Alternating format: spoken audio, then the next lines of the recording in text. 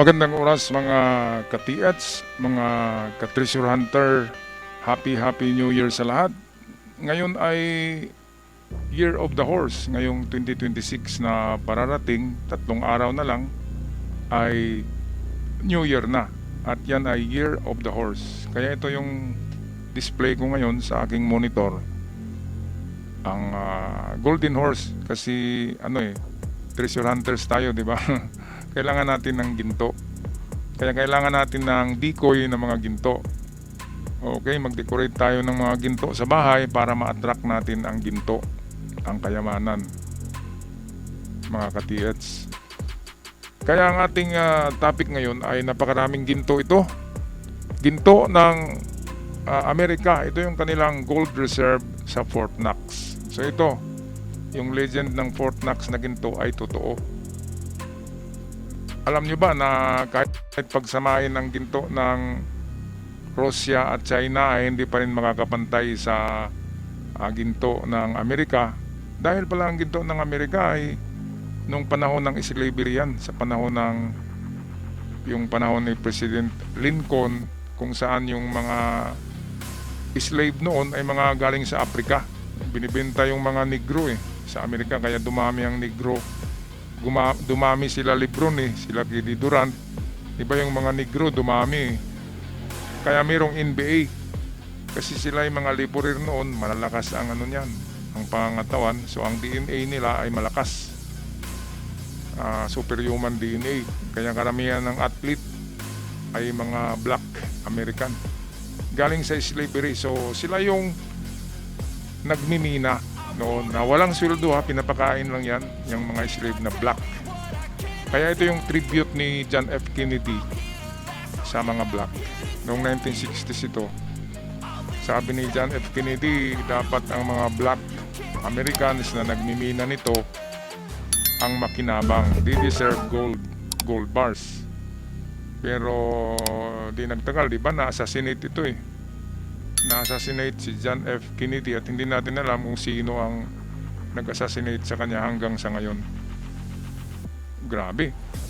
Kaya ito atin na panoorin ang ginto sa Fort Knox. Ito pinapakita ni John F. Kennedy, presidente ng Amerika. President, what does this reserve represent? These reserves are the product of labor, extraction from black people, and taxation over generations. These reserves didn't appear on their own. They represent extracted labor, withheld wages, and taxation on indigenous people collected over generations. Every black family in America deserves a dozen of these bars. Ayan, so Ownership. every black Americans deserve daw a dozens of gold bars. Mura pa noon ang gold bar, kaya nasabi ni John F. Kennedy na dosina. Kung ngayon na yan, ay hindi na, isang gold bar na lang o baka hindi na. Kasi mahal na ang ginto ngayon Ngayon ang nagbimina pala dyan noon ay black Americans. Kasi nga wala silang sweldo, slave lang sila. Uso kasi noon ang slavery. Ngayon, mas lalong dumami ang ginto ng Amerika pagkatapos ng World War II. So alam nyo na yun, mga ka-TH, mga kababayan, kung anong nangyari. Bakit hindi nakulong ang emperor ng Japan, si Hirohito at ang kanyang pamilya? Bakit hindi nasintensyahan? At bakit biglang yumaman ang Japan imbis na galing sa binumba, ay pagtayo nito ay lalong gumanda ang bansa ng Japan dahil yan sa mga ginto. Actually, ginto yun ng buong Asia pati ginto ng China, nakuha nila Cambodia, Burma, Jakarta, Sumatra. Kaya merong mga ganong gold bars. Sumatran gold bars, Java gold bars. Kahit sa Pilipinas, dito sa amin yung mina na South Seas Mining, Amerikano yun na mina, ay ginapos daw ang mga minero doon kinuha ng mga Hapon ng mga gold bars. So kahit sa Pilipinas, nakuha nila ang mga gold ng Hapon at tinago. Ngayon, after World War II, pinakanta itong si Yamashita, pinakanta ni MacArthur kung saan nilagay yung pinakamalaking Emperor Treasure Site. Kaya yun daw yung deal sa sa emperor at ng Amerika na hindi ikulong ang pamilya ng emperor, pati ang emperor. Pati ang mga kapatid ng emperor hindi nakulong. 'Di ba? Sila si Chibo, sila Takeda hindi nakulong. Dahil part of the deal yun na ibigay ng Japan ang kalahati sa mga bunker na kanilang bubuksan at ang kalahati ay mapunta sa Japan. So ang naiwan talaga ngayon sa Pilipinas ay hindi na mga Emperor Treasure Site. Hindi na, wala na yun. Binalikan na yun ng Amerika at Japan. Binalikan na nila yun. Ngayon, ang natitira ay itong mga individual soldiers, gold. Halimbawa ako, marami akong ninakaw na ginto. Nilagay ko sa bulsa ko o sa backpack ko.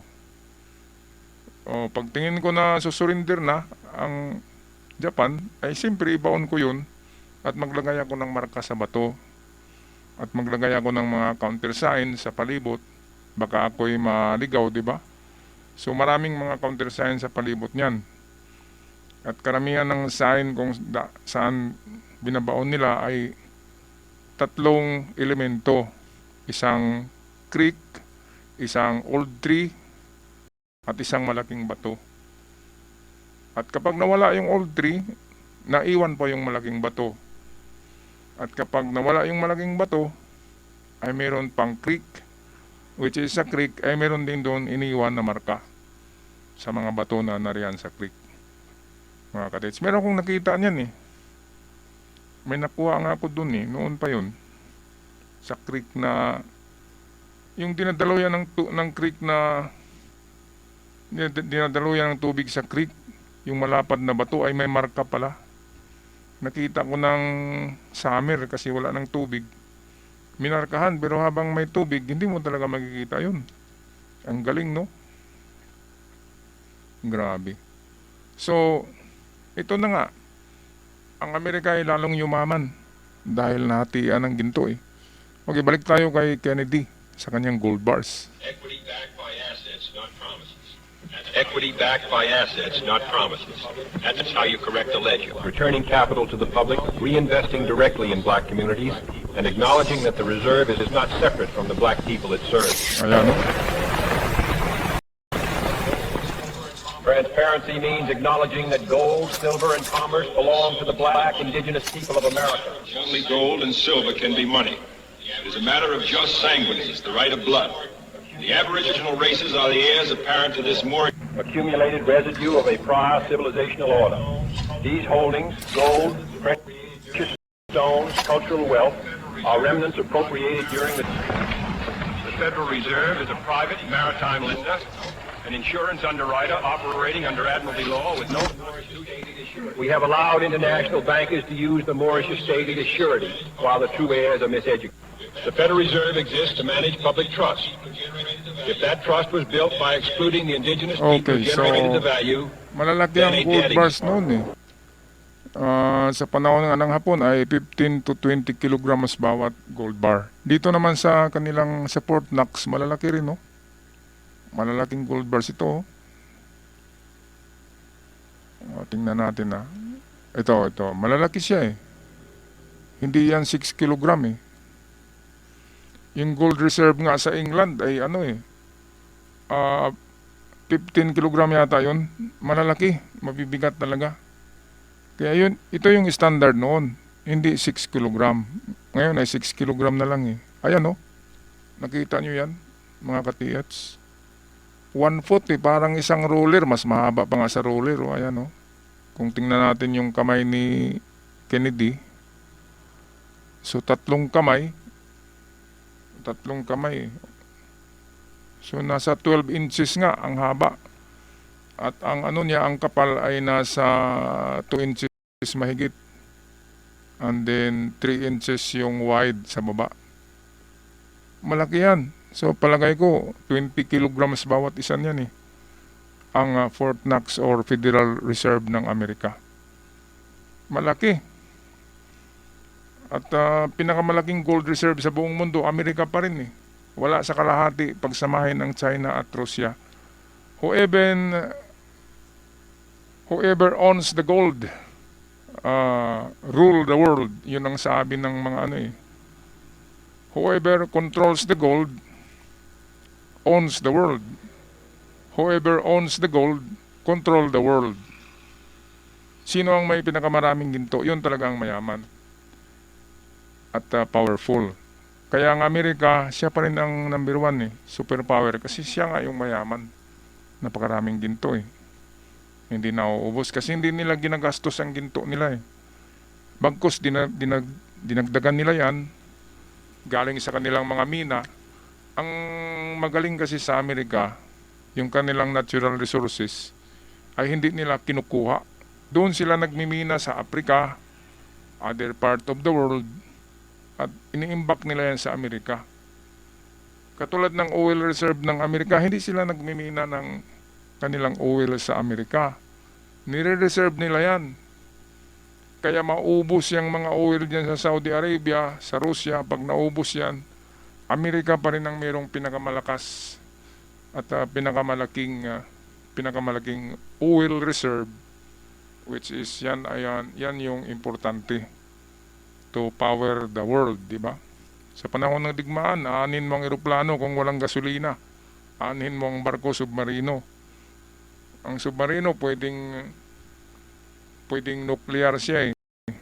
Pero yung mga eroplano hindi, kailangan talaga nun gasolina. Okay, so anong masasabi nyo dito, mga kababayan? Ang Fort Knox Gold ay part niyan ay Yamasita Treasures eh. Kaya atin to tinalakay ngayon. So ito na ang ating minimithi. Totoo, nakikita natin sa Fort Knox.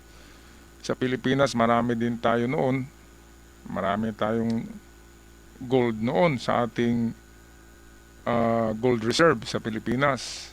Ay sa dami-dami ba namang presidente na dumaan ay ninanakaw yun. Pero sino bang nagpatayo ng itong lalagyan ng building, mint building ng gold bars? Walang ibang presidente na nagpapatuno ng mga ginto kundi si Marcos.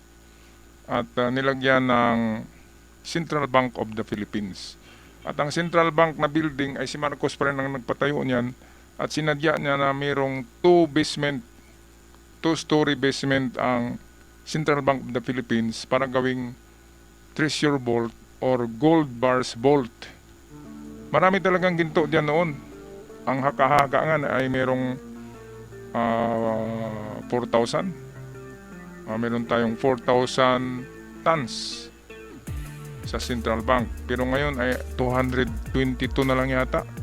222 tons meron tayo sa ating gold reserve.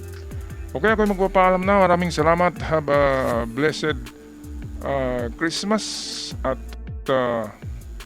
happy, prosperous Year of the Horse sa 2026. Happy New Year sa lahat. At sana swertihin tayong mga treasure hunters sa taong 2026. Ako'y magpaalam na.